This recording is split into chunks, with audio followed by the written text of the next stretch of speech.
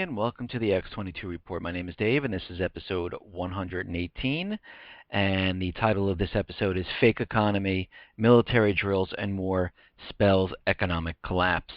And today in the market, we see it's down about 28 points or so. It looks like they're pushing down gold again because they can't have this rise just yet because people would start putting money into gold. So they really have to keep pushing this down.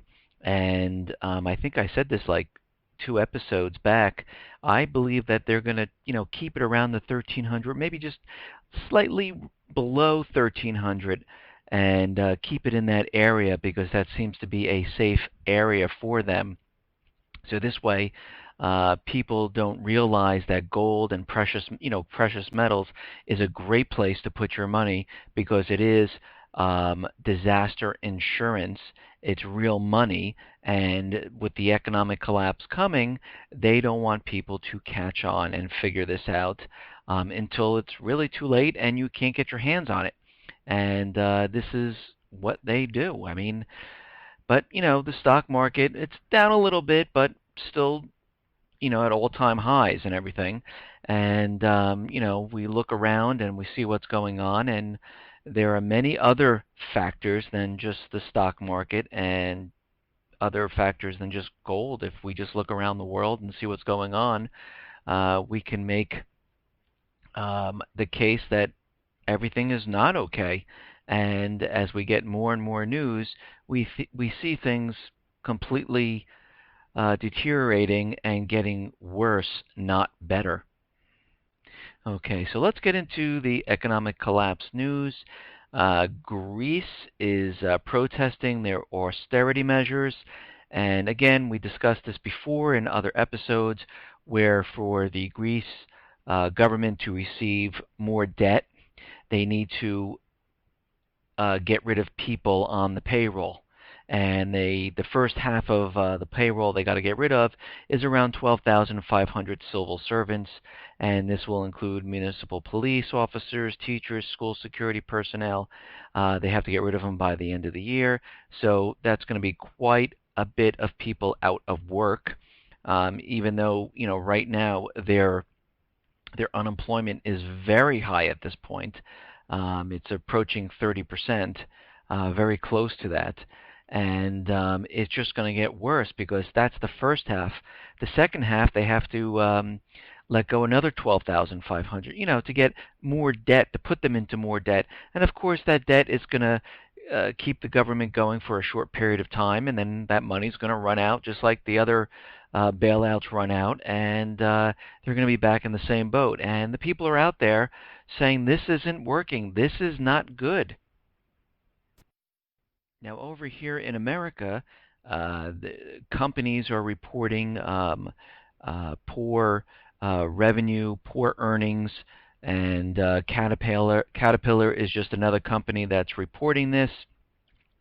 And the first half of 2013, industrial production in over half the countries in the world remained below pre-recession peaks, and unemployment remains high, and this is what they're blaming it on. And of course, this is what's really going on. Europe is in a recession/depression. Unemployment is very high across the European nations, and some of the nations are even higher than the overall average, like Greece and Cyprus and Spain.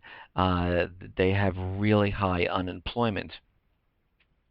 And as we know, Detroit is in the process of filing bankruptcy, and there were certain lawsuits trying to overrule the bankruptcy filing, but a judge finally came out and said that the objections to claiming bankruptcy is invalid. Detroit judge says he has the power to grant governor suit immunity. Detroit bankruptcy filing is valid. Federal judge rules, and Detroit bankruptcy eligibility to be decided in federal court. And what's going to happen is the current plan means 90% loss for muni worker retirees, 81% loss for unsecured creditors and 75% loss for secured creditors. And right now, the creditors are rejecting this, and this will be a battle in court of who gets what and how they're going to break this up. Now, we've talked about real estate and how real estate is doing. And, we've, in the past episodes, we're showing that mortgage applications are down and home sales are going to follow this because as mortgage applications, fall, that means there'll be a lag in sales. But the other thing that we're seeing is we are seeing mortgage applications, which actually just dropped another 1.2%, which is a declining for the sixth consecutive week and the 10th of the past 11. We're seeing a trend that we saw prior to 2008. We're seeing many people who have mortgages who are moving into ARMs, adjustable mortgages, because the interest rate is lower. And basically, the ARM applications accounted for 16% of mortgage requests, the highest share since July 2008, 2 months before Lehman Brothers Holdings collapsed. And if we look at what people are saying, Jung Lim plans to offset the cost of rising mortgage rates by using an adjustable rate loan to buy a home for his expanding family. And other people who are living in their homes are going to the ARM to make their payments lower so they can live in their house. And what they're hoping for is in the next 5 years that they will refinance at a lower rate, because as we know, the rates are going up at this point. And we saw this happen prior to 2008. And this goes on to say, here's a reality check for anyone who thought that the fear of rising mortgage rates would force Americans to rush and buy homes to lock in low fixed rate. It never happened. Instead, the slow trickle of mortgage applications merely rerouted itself into an even riskier debt product, one which promises easy terms for a while, then all hell breaks loose, especially if and when the Fed finally loses control of the Treasury curve. And we saw this happen during 2008. A lot of people, and I had a couple friends that had ARMs, and it was about five. Some had 3, some had 5 years, and it was at the end period, and mortgage rates were going up, and really they just lost their homes. They just couldn't do it anymore. Then they got laid off from their jobs, and a lot of other things happened. But people are believing that real estate is doing well. People are flipping right now. People are buying a home to try to make money, just like back prior to 2008. Other people are moving into homes which are a little bit larger because they feel the real estate market is doing much, much better, and they feel it's going to be getting higher and higher and higher. But as we all know, that this isn't going to be the case, because we already have indicators showing that things are turning the opposite way, especially with mortgage applications plummeting down. And we see other signs of this. If you remember back in 2009, Obama, the government, his administration started this program where people can have their mortgages modified, and about 1.2 million mortgages were modified. But what's happening now, because the economy is recovering, we are seeing more people default on the modified loans. And we're seeing about 306,000 of these borrowers redefaulting, because what's happening is these people now, of course with inflation, with higher unemployment or underemployment, it is becoming much more difficult for these people to live, for everyone actually to live, and they can't afford their payments right now. So we're seeing the same thing happening, and we're seeing this as an indicator that this is not working.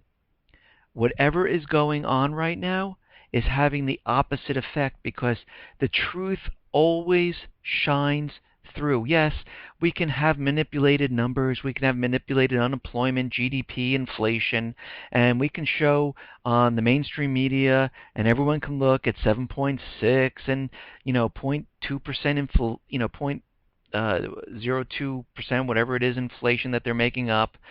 But reality, when you go to the store, reality, when you're looking for a job and there's none out there, reality, when you had your job and you just lost it, reality, when you are trying to sell your home and no one's coming to buy it, this is reality. This is the indicator that things are not going well. This is the truth of what is happening. And these things that we see when we mention mortgage applications and we mention redefaulting, these are all the signs of the truth shining through that the government, the Fed, can't do anything about. Because yeah, they can show more numbers. They can show, oh wait, no, look, unemployment is lower. It's 7.3%. But guess what? The truth always shines through, and the real indicators show us what is going on.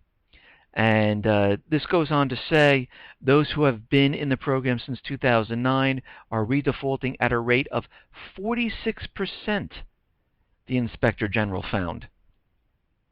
And, this is going to just continue. It's not going to get better.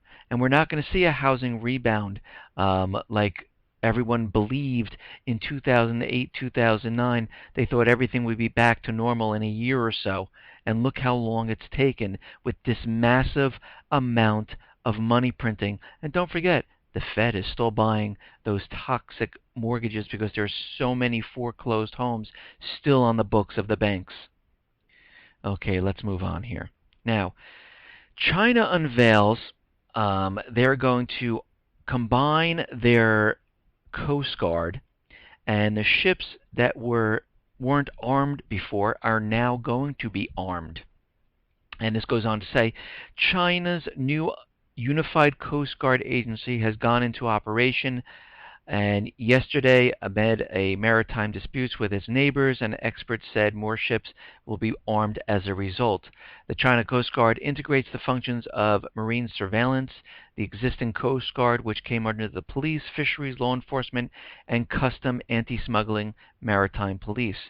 Now, all of these Coast Guards are combined into one type of law enforcement Coast Guard division, and they will be armed and ready to interact with anything going on. And this is just another step into the threat of war. Okay. Now, Obama is going to delay the sale of the F-16 fighter jets to Egypt. And you know what's happening here in Egypt. There's been there's been revolution after revolution. First, the U.S. government, central bankers put in their puppet who was going to run the country. They provided billions of dollars worth of aid as long as this puppet regime did what the government wanted and kept the U.S. Dollar as the reserve currency and the central bank intact. The people didn't like this. They want the United States out. They want the central bank out. They want Obama to have nothing to do with Egypt. So the people rose up, and we saw hundreds of thousands of people do this, and they threw out Morsi. Now the U.S. has troops standing by just in case there's a threat to the United States dollar as the reserve currency and to the central bank. And right now they don't know who is running the government and who will be running the government. So right now the F-16s are on hold. And the Obama administration says it's delaying a planned sale of 4 F-16 fighter jets to Egypt in light of the military overthrow that ousted Morsi as president. Pentagon Press Secretary George Little says President Barack Obama made the decision to hold up the sale and really didn't explain why or the reasons and things like that. Now, the U.S. is stalling chances for a peaceful solution in Syria, and this is what Russia is I shouldn't say complaining, but warning and telling the world what the U.S. is actually doing. This goes on to say Russia has accused the United States of stalling chances of a peaceful solution to the ongoing Syria crisis by continuing to arm militants fighting against the government in Damascus. And again, the U.S. government central bank does not want peace. That is not their objective. Their objective is to get the U.S. dollar as reserve currency, a central bank set up, and this will give them a direct path into Iran and the ability to start the war with Iran, to also set up the U.S. reserve currency and to implement a central bank. And because Iran and Syria have a pact, if something happens, they get into war, Iran will help out Syria, and the U.S. knows this. And Russia is going on to say that Russia has repeatedly warned the U.S., the European Union, and their regional allies against the consequences of supplying more weapons to the militants in Syria, saying the move would only encourage the opposition to step up fighting instead of sitting down for talks. Now, of course, yeah, if you really wanted peace, why would you give more weapons? Okay. And it goes on to say the activities aimed at providing weapons to the opposition, which have recently intensified, only mean that the precondition set by the foreign-backed militants to restore a balance of power on the battlefield is supported by the West and other countries which are going to supply such weapons, this contradicting the very concept of the conference, which is to begin without any preconditions. And again, the empire of the United States government and the central bankers are fighting a war to keep the dollar as the reserve currency. More and more countries are starting to drop the US dollar as the reserve currency. And just like the Roman Empire, where it expanded so far and eventually collapsed, the same thing is happening to the United States. Our troops have been in battle for so long. Many of the soldiers have been on many different tours, and they are getting tired, and it is impossible to maintain the dollar as the reserve currency, and it's becoming harder and harder to do this. And as these countries drop the dollar and don't use it for their trade, there's only one place for the dollar to go, and that is to come back to the United States, which then, as more and more of these dollars come back, we will see inflation. And to stop this from happening, and which will eventually lead to a collapse if everyone stops using the reserve currency, using the dollar as a reserve currency. But to stop this, of course, they need to start these wars, and this is why they're pushing and trying to get this war started to cover this entire thing up. Now, the UN is going into Syria to do an inspection of the chemical weapons, because as the United States has continuously reported that the government of Syria has used chemical weapons on their people. The first UN report came out saying, no, it was the rebels. The United States government, stamped their feet and cried and hollered and said that's not fair. And then they had France come out. UN went back in and they said, oh, okay, then it was both sides. And now the UN delegation is investigating and is going to report on the use of chemical weapons in Syria. And Damascus has requested the UN to investigate one of the reported attacks, a March 19th incident in the northern village of Khan al-Assal, in which both rebels and the government accused each other of using chemicals but refused inquiries at the other alleged attack sites in the central city of Homs. And they're going in, and we'll see what happens. Russia, Syria's close ally, has called the chemical weapon allegation facing Assad's regime groundless, claiming Russia experts determined that Syrian rebels made sarin nerve gas and used it in the Khan al-Assal attack, in which 31 people died. And the Syrian government said they found the stash of the chemical weapons that the rebels have used, and now the UN is going in to see what is happening. So this is all happening, and Israel now is, getting all discombobulated and pissed off, and is now making threats, and that if these provocations continue, and we're going to have to take some action. And Israel has once again warned the government of Syria that if this continues, they are going to strike Syria. And this goes on to say that Israel will have no choice but to respond accordingly.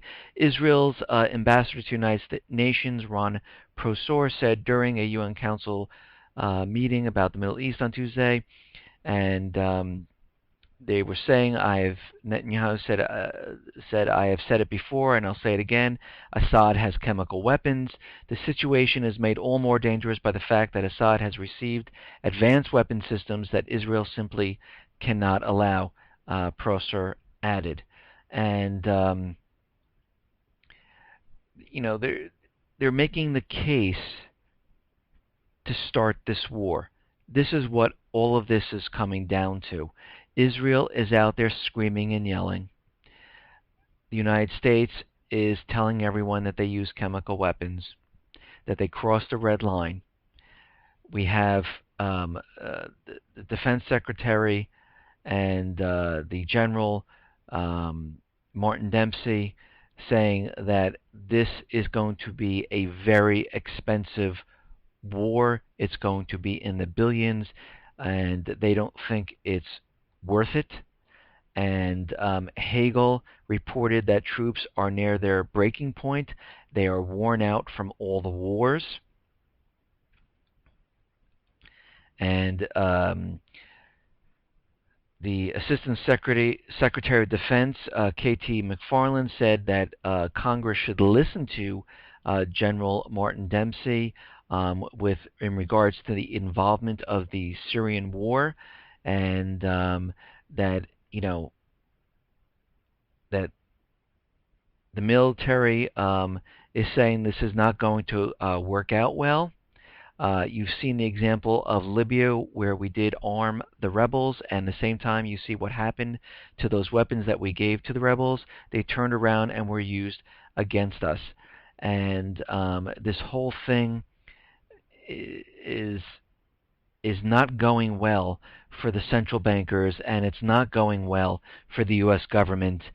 Congress, the American people, are not for this, and especially with the general coming out saying that this is going to take a lot of resources and billions of dollars, and there's no reason for us to be there.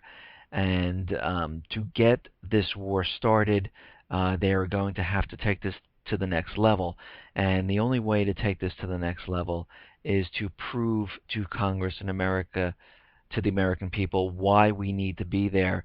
And the only way to do this is with some type of an event, which would be a false flag event, and it would have to really hit home, wake people up, have people die, and then blame it on Syria. And we are definitely going to see something occur, because there is no way at this point in time, unless something completely changes, that we will be sending troops into Syria. Now, something is going to happen, because troops are training in North Carolina for some type of Syrian invasion. Israel is having aerial drills with the United States, and we see things are in motion. Now, of course, these are all behind the scenes. Most of the people don't realize this, and when the false flag event occurs, we will just be all ready to go, and all our um, assets are already there waiting to be used, because we shipped a lot of the stuff already to Jordan, and we are just sitting there and waiting. Okay, let's move on here. Liberty is slipping 10 things you could do in 1975 that you can't do now. And here they are. In 1975, you could buy an airline ticket and fly without ever showing an ID. You could buy cough syrup without showing ID. You could buy and sell gold coins without showing an ID. You could buy a gun without showing an ID. You could pull as much cash out of your bank without the bank filing a report with the government. You could get a job without having to prove you were an American. You could buy cigarettes without showing an ID. You could have a phone conversation without the government knowing who you called and who you called, knowing who you called and who called you. You could open a stock brokerage account without having to explain where the money came from. You can open a Swiss bank account with ease. All Swiss banks were willing and happy to open accounts for Americans. And there are other examples, but these are 10 of them, which you could see how our freedoms have been removed and how you have to prove over and over to the government who you are, why you're doing this. Next thing you know, you're going to have to prove why you're allowed to be on the streets. Now, Bloomberg's anti-group of mayors against guns is kind of falling apart. They're looking at their member list on their site. It looks like 50 mayors are not on the list anymore. They're not updating the site, and it's a lot. Some of the members are starting to resign from this because it looks like Bloomberg is just going after any type of gun, and it's not really to keep people safe, and that's what they're starting to realize. Now, Bloomberg has a law in New York that allows the police officers to stop you and to frisk you without asking any questions, which is completely against the Fourth Amendment, of course, because they're not allowed to search without warrant or probable cause. And what Michael Bloomberg did on Tuesday, vetoed two measures meant to curb the city's controversial stop and frisk policing policy, and he's vetoing it. And it's the community. I like how they give it all great names, like the Patriot Act, like it's for the people. Here, this is the Community Safe Act. Will help us make New York a place where everyone can walk the streets without fear of violence or discriminatory policing. And they always put a spin on it to keep you safe, but these are completely against your rights. All these laws are null and void, according, of course, to the Bill of Rights, and also to Mulberry v. Madison, which says any law that is repugnant to the Constitution is null and void. Now again, Nancy Pelosi is out there, and she was talking about gun control, because we're seeing this a lot coming up again, because we have to remember we have the gun bill, the UN Arms Treaty, pending in the Senate, along with CISPA, of course.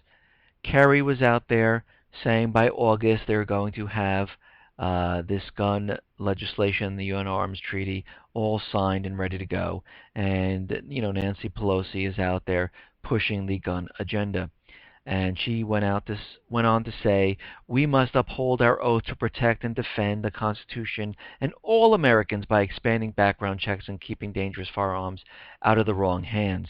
We must restore confidence in the safety of our homes, schools, movie theaters, neighborhoods by taking clear, concrete steps to prevent gun violence. The problem is that she didn't take an oath to defend America. She took the following oath. She took the oath to defend the Constitution. And the oath that she swore to was, I do solemnly swear that I will support and defend the Constitution of the United States against all enemies, foreign and domestic, that I will bear truth, faith, allegiance to the same, that I'll take this obligation freely without any mental reservation or purpose of evasion, and that I will well and faithfully discharge the duties of the office on which I am about to enter, so help me God. And Pelosi's job is not to undermine the Constitution, not to make laws that infringe upon certain rights. And again, fringe means to limit, to undermine, or to encroach upon. And the Second Amendment is shall not be infringed. So what she is doing is going against her oath that she took. Now, in Chicago, we have seen more training exercises with helicopters flying around, and this article goes on to say Chicago is hosting a routine military low-range helicopter training exercises through Thursday, according to the Office of Emergency Management and Communications. And we've seen this before. We've seen this in Miami, Houston. We've seen drills in LA, and now we're seeing them in Chicago. And what I said is there are certain indicators that will let us know that the economic collapse is getting closer and closer. And I put this list together of things that I have noticed, and this is what I keep referring to. When we see the government quickly creating laws to remove rights, and we've seen this where almost all of our rights are gone. I mean, really?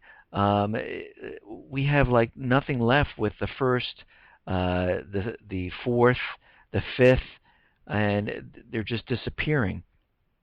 And again, the Second Amendment is one of the main ones that is still intact, which they're trying to remove the right of owning a weapon. When we see more taxes, well, they're trying to implement Obamacare, which is a tax on the people. They're trying to implement the Internet sales tax, which is a new tax on the people. They are trying to pass a bill that will you'll have to provide the government with every account that you have. Even if you didn't live in a state, you would have to provide them with all this information so they can go after and find all the money that you have so they can tax you.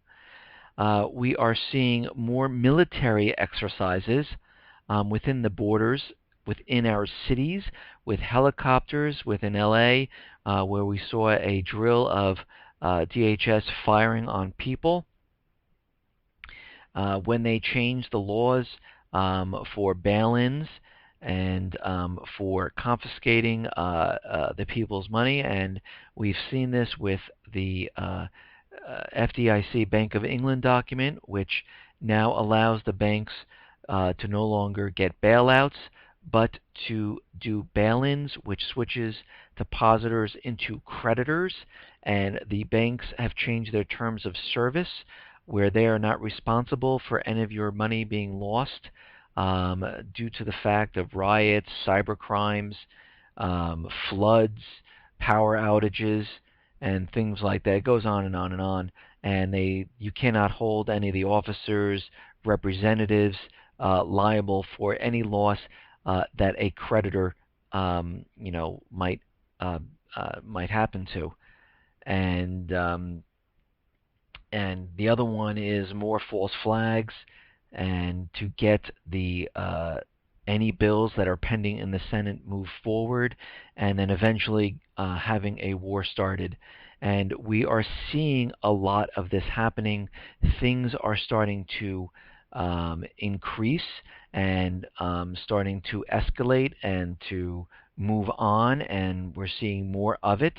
And as we see more and more of these things happen, that means we are moving closer and closer to the economic collapse. Okay, let's move on here. Now, there was an interesting article. Is a cyber attack on the U.S. infrastructure inevitable? And this was running through some exercises and things like that on cyber attacks. And this goes on to say at the Atlantic Council's event, there was a strong sense that a successful cyber attack on the U.S. critical infrastructure is inevitable. There's also a pervasive fear that when or if such an attack occurs, the U.S. is primed to overreact. The Department of Defense announcements that they intend to view cyber attacks as an act of war. And, you know, once this happens, the military is going to flex their muscles and attack anyone that attacks the U.S. with a cyber attack. And what I found very interesting about this is as they're going through this article at the bottom, it says, we may soon know what the U.S. government would do.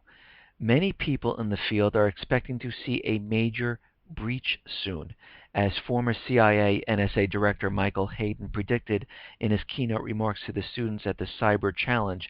By the time you do this next year, you won't have to be so imaginative in creating the scenarios anymore. Now, what the hell does that mean? I mean, to me, they are telling us right there that we are going to see a major cyber attack.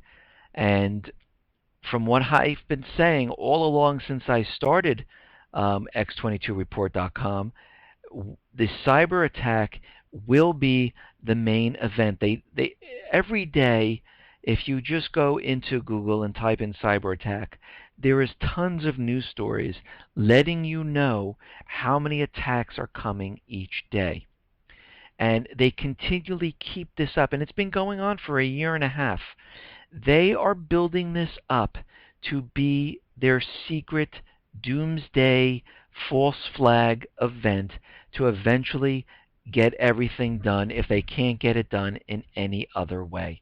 And for those people who've been with me and those new people, I have to say welcome. The cyber attack, when we talk about being prepared, most people talk about, when the collapse comes, we need food, we need water, we need gold and silver because money will be worth hardly anything. But what I'm saying is there are many different stages of being prepared. And the first one is when this cyber attack event happens. Because from what everything they're saying about the infrastructure, power grid, DHS, Panetta, Hagel, all of them coming out and making reports saying that the power grid will go down and it will be out 3 to 4 weeks or so, or maybe longer. The preparation that people should be planning right now, along with gold and silver, make sure that you can survive during this time. Because if what they're saying and what I'm thinking is correct, they will do this if all else fails. And if all else fails, and what I mean by this is confiscate guns, declare martial law, get us into war with another country to cover up the economic collapse, and they're having problems in some of these areas. If all else fails, they will rely on the doomsday false flag event. And you need to be prepared for weeks of no power. I know a lot of people are talking about EMP and all these things like that, but from everything that's been shown here with the government, especially in 2003 when they did the test of the Northeast blackout, and I call it a test, where the power grid went down, and it was down, whatever it was, 2 to 4 days, depends on where you lived. And they wanted to see if they could do it. And it's funny, if you just think back for a second, prior to 9/11, when the World Trade Center came down, they also did some type of a test of an explosion in the basement of the World Trade Center. And then the World Trade Center collapsed. The same thing's happening now. And they're saving this one. and you need to be prepared with food, water, a weapon of some type, because think about it, just let's use common sense. If the power is out more than 5 days, let's say, and the power is going to be out 3 weeks, how do you think people are going to react when they have no food in their home? Because most people don't keep food in their home. Where they don't have water, you can't flush the toilets. There's no place to put your waste. There's nowhere to get money. There's no place to get fuel to run your car. There's no place to get food because people have already ransacked the supermarkets. You just need to start thinking of what's happening here and just be prepared. Yes, eventually when the collapse comes and the dollar plummets, gold and silver will be worth something. But before this period, other things will take place and everyone needs to be prepared. Listen, everyone, thanks for listening. Be well, be safe, and especially be prepared. Thanks a lot.